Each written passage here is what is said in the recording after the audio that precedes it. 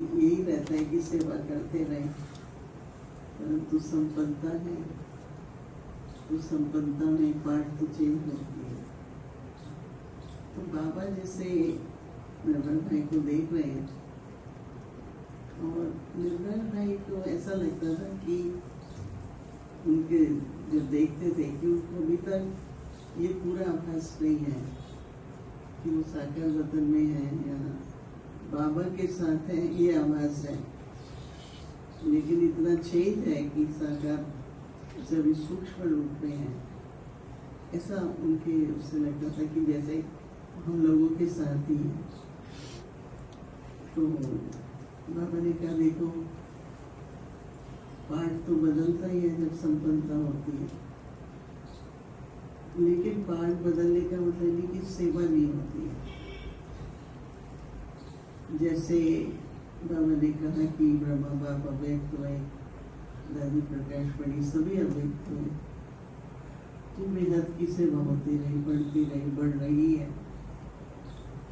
लेकिन उसमें भी फिर कुछ नवीनता, कुछ विशेष के निमित्त बनेगी आपको। तो बाबा ने कहा कि आप सभी हमेशा ऐसे सोचो कि साथ में ही है जगत में, हम सभी साथी सहयोगी हैं। तो कुछ क्षणों के बाद बाबा ने निर्मल भाई को कहा कि तुमको कुछ कहना है अपने संगी साथियों को। तो पहले तो निर्मल भाई जैसे सबको दृष्टि दे रहे हैं, फिर मुस्कुराते हुए निर्मल भाई ने कहा कि देखो जितना जितना संगठन में मजबूत रहेंगे और सभी हर प्रकार से सहयोगी रहेंगे, तो संगठन और सहयोग से कार्य निर्विघ्न होता जाएगा।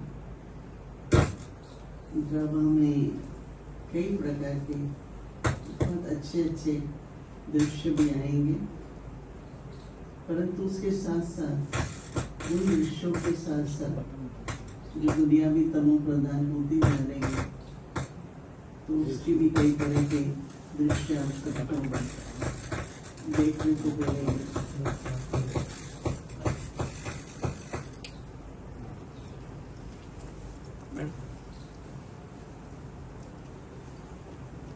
तो ऐसे बाबा निर्मल भाई को कह रहे हैं,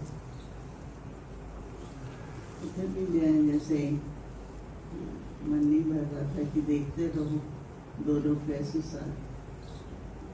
तो उसके बाद बाबा ने कहा कि अभी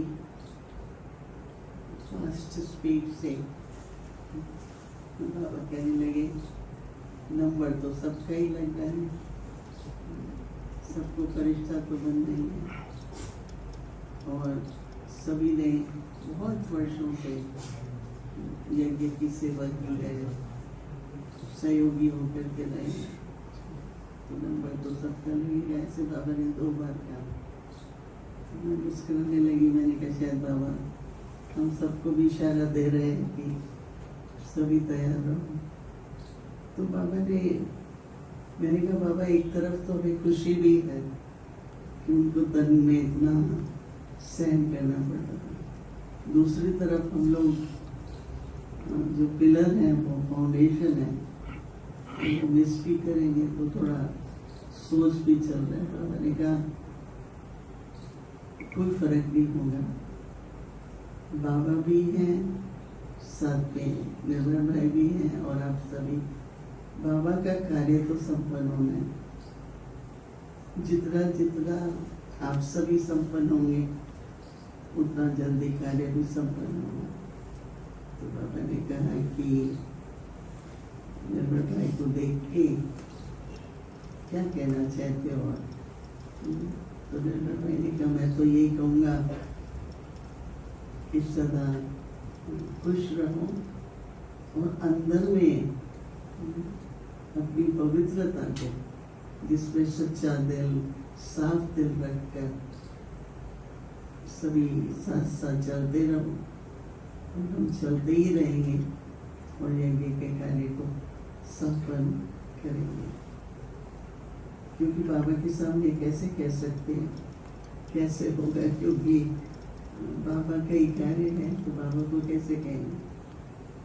तो मैंने कैसे कुछ नहीं कहा, पर बाबा ने इशारे में कहा, नेबर भाई है भी, ये कार्य तो सभी को मिलके संपन्न कर गए, और बहुत समय नहीं है, सभी खुद भी तैयार हो, और जितना हो सकता है हर तरह से मन को भी समेटे हुए रखो, और अपने विस्तार के लिए, विस्तार होगा लेकिन अंदर में सब समेट के रहो, ऐसे कहते हुए फिर बाबा ने आप सभी के लिए बहुत बहुत याद कर दी। तो बाबा ने कहा, रेबर भाई ने कहा कि मेरे पास जब आते थे तो मैं सौगात देता था, तो तुम तो मुझे माला लेके आई हो सबकी तरफ से, मैं क्या दूं। मैंने कहा दीजिए आपको जो भी देना है। तो ऐसे चिटचैटी होती है वहाँ पर।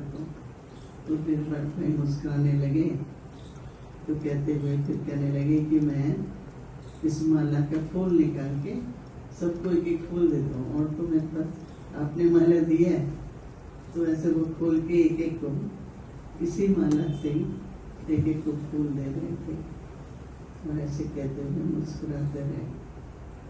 और ये समर्पण था, जो भी कहें, पूरी तरह से इतने वर्ष सेवा की, इतने वर्षों से तन में कुछ भी होता ना,